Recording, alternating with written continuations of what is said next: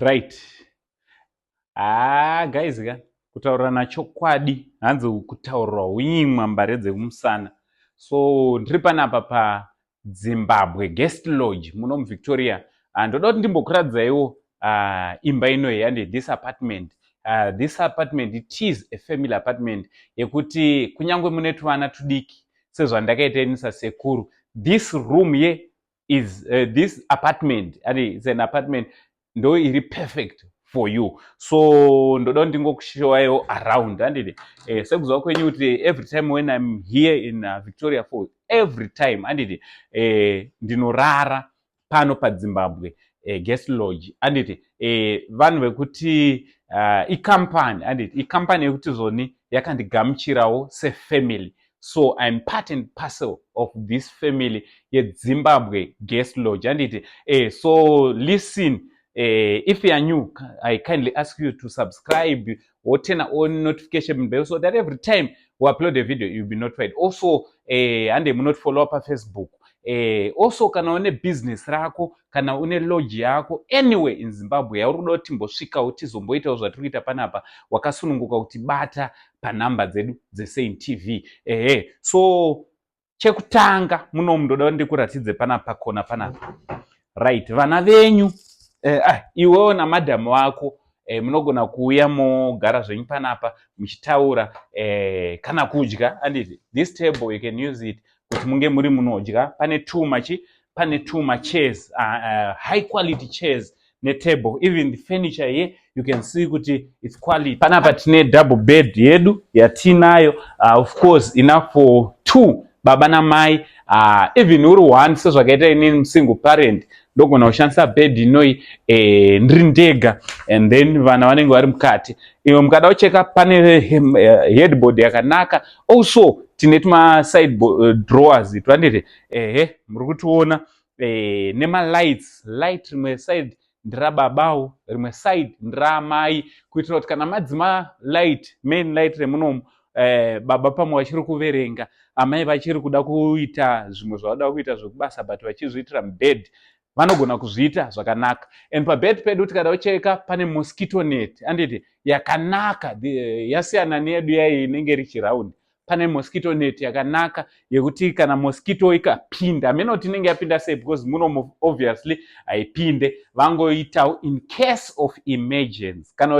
Kana muri vamwe kuti munongofila kuti toda kurara mukati memosquito net, ripo mosquito net high quality. Right, so panapa there's an insert mune shower handiti muri kuona mukati meglass, this glass handiti mukati mune shower, hot water and cold water. Also there is a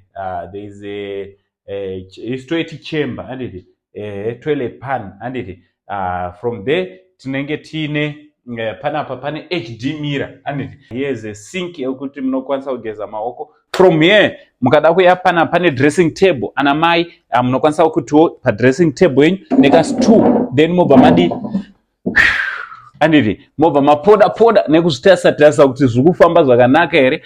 Zvadaro kana mabva kunogeza you can use a blower. There's a brand new blower yekuti munokwanisa kublowa mvura kuitira kuti inge iri inooma. Zvadaro tikada kuya panapa tine television set yedu with decoder yeDSTV kuda kuti mune muchitongozvionera. Panapa ndo pekuti munokwanisa kuzvimwirawo tea yenyu handiti munokwanisa kutozvimwirawo tea yenyu sezvandakuda kutoita ipo panapa handiti sezvakutoita kuona angu ndakutozvimwira a cup of tea, shuga yangu iripo handiti zvinhu zvachona zvarongeka, tumapaketi tweshuga toti kanenge kari ka 5 grams kekuti iwe unotongoisa zvinokwandirana newe and then muri mumba menyu.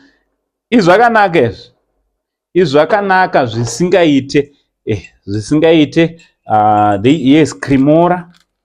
yes cremora inangu tea isina mukaka handizoigoni. Unoita vamwe kuti hani black coffee what inini handizoigone. So zvadai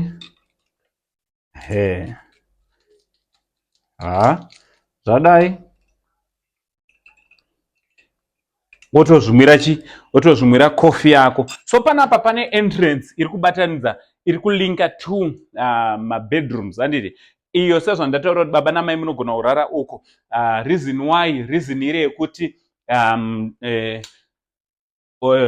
for security reasons handiti, munoradzikawo vana mukati. So tine 2 mabed awo anenge akuda vanhu vakaita sesu, zvekuti even mune vana venyu 2 kana mune vana venyu 3 sezvandakaita inini vana 4, vamwe 2 vanogona kurara apa, vamwe 2 mababies orara apo handiti. Mogona kuti vakomana apa, vasikana apo handiti.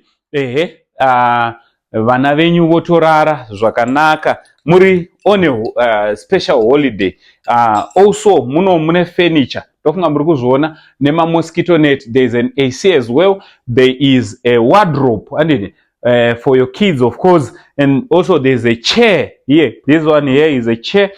Pane pekuti vanogona kugara vachidresa nekupfeka boots, kusunga mashoeless.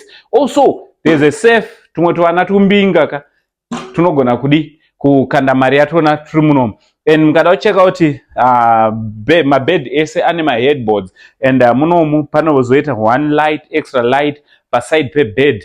Also that side, if you check on the other bed, there is an extra light again handiti. There's an extra light again, and in this room there's an AC, working AC, also with a fan. Pamusoro apo pane fan. Wonderful. Pane chimwe chandandasiya. Same applies muserum. A fridge. This is a fridge handiti. A fridge yedu ngada kucheka keutowo madrinks evana vanogona kuisawo madrinks nemvura dzavo. Also there's a coffee station handiti, ka coffee station ndagona here handiti. Kuti vana venyu vanogona kungewo vari vanogadzira coffee yavo. And mukada kucheka panapa, there's a television set, HD mirror on the dressing table, right? There's a Bible handiti. There's a Bible. We know kuti Zimbabwe is a Christian nation. My Bible anotodiwa. Panapa there's a small blower for kids of course, and also DSTV. If you check, there's an ensuite yekuti uzvoniwo vana vanogeza zvakasununguka. Also their own toilet yekuti vasamixe nevanhu vakuru. Mukada kucheka mumaside pane pekuisirawo maplug ekuisira mafoni. Pane maplug ekuisira mafoni. So ndozviri muroom yedu inoyi, ndozviri mumba medu inoyi yekutanga yandiri kuratidzai. Ndozvamunoonawo panapa. And then uchibuda paentrance unobva watoona kuti zvinhu zvakadi, zvinhu zvakarongeka. Even the environment around here, it is beautiful. Yes. So what do you think about this video I'm making today here at Zimbabwe Guest Lodge? Yes, here in Victoria Falls. Yes, if you want to book this chalet and this apartment, all you need to do is to get in touch with them on the number iri pa screen.